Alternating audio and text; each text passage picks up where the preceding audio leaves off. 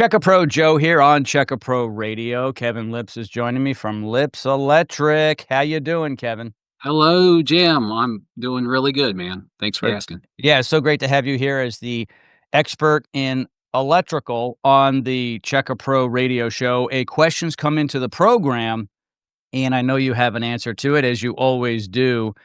Is my electrical panel up to code? This is a common question that your customers do ask you as well. What is the answer to the question? That's a great question, and many homeowners are unaware that their electrical panels, especially older ones like Federal Pacific's a big one around here. They may no longer meet modern safety requirements. And as a trusted electrician, service provider, we're here to break it down for you. Yeah. So the best thing to do is have people contact your office. You Mhm. guys will come out, trained technician, insured, licensed. You'll look at the panel, and instantly, I'm sure one of your technicians can say, "Oh, yeah, we know exactly how old this is, give or take. We know if it's a concern or not. And if it needs to be swapped out, it's something you guys can do." Yes, and I'll keep repeating this forever that the electrical system's the most neglected system in a home. So, in specific to the panels, if your home was built before 1990, uh, and it still has its original panel, and you can tell when you look at them, but it's definitely time to schedule a licensed electrician to inspect it. Look for labels like Federal Pacific, also can be called stab lock. Those are definitely red flags. Also look for damaged wiring or rusted meter bases and panels. So there's two parts to the service to a home. You have the outside, the exterior portion that connects to the utility. A lot of these homes from the 1990s earlier have overhead services, so you can see the utility line connect to your home. Where it connects to the home, it's your responsibility. And that wire coming down, it's a gray solid piece of wire with gray plastic that can over time come apart and fall apart, especially with heavy sun exposure. So if you see any of that, rust is always bad. You should definitely call an electrician. So our local electric company is responsible for what comes to the overhead, and then when it starts coming down that gray pipe or line, Yes, that's what you guys can help our listeners with. correct. Yeah. So it's a good call out because it is where's the utility responsible, where's the homeowner responsible, and it is that connection point at the roof. Mhm.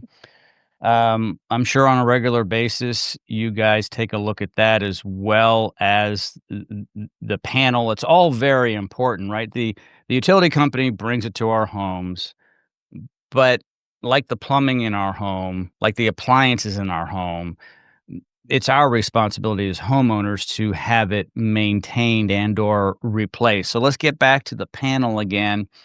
The panel is very important. A lot of people may not even know where their panel is. Would you Mhm. agree? Yeah, yeah. Sometimes it's definitely true. And would you recommend that they locate their panel and become a little educated? They can open up the door on the panel, which is safe at that point. I will say this: do not unscrew anything to get into your panel. That's too far. Mhm. So it should just clip open, if you will, and clip shut. Most of them, and they're going to see these switches, which are breakers, correct? That's correct. Yes. And those breakers are an essential part of the panel. Panel itself doesn't really move, but the breaker does move. Can you explain a little bit how the breaker works?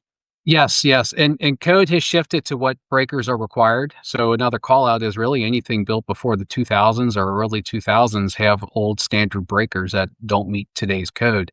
That also provide additional protection of GFCI protection and arc fault protection. But basically, it's a switch. Each one of those breakers is a switch, and the special part of them, what they do and how they operate is they can sense what's happening on the wire that runs through the home to the outlets, to the switches, to the lights, to the appliances.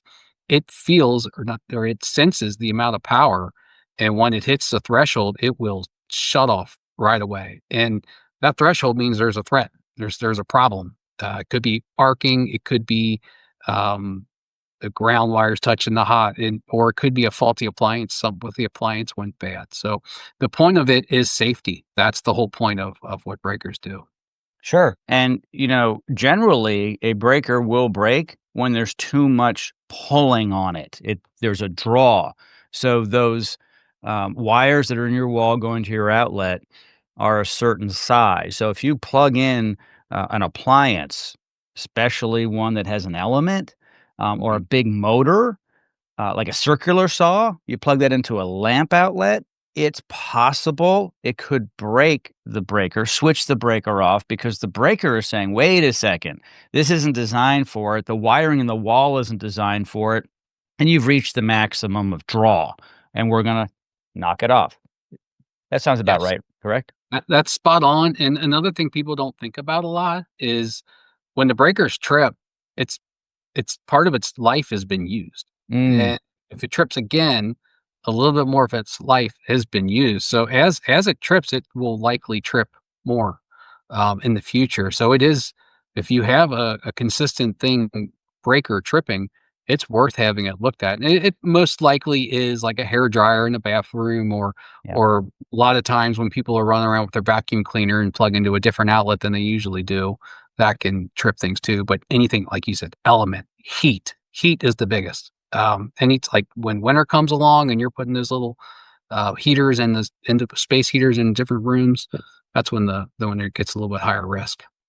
Yeah. We had a house where in the kitchen, we had the microwave and the toaster oven plugged into the same outlet. Mhm. We couldn't run them both at the same time. Yes, Too yeah, that much. is very very common. So we had a rule. You can Mhm. toast, Microwave. and we don't wanna get into that because possibly we probably shouldn't have been plugging it into that. Who know I mean, I don't even know what that was rated for, but that's a good example. If it keeps tripping, it's a problem, and I have heard what you said. The more it trips and resets, the less and less life that breaker has.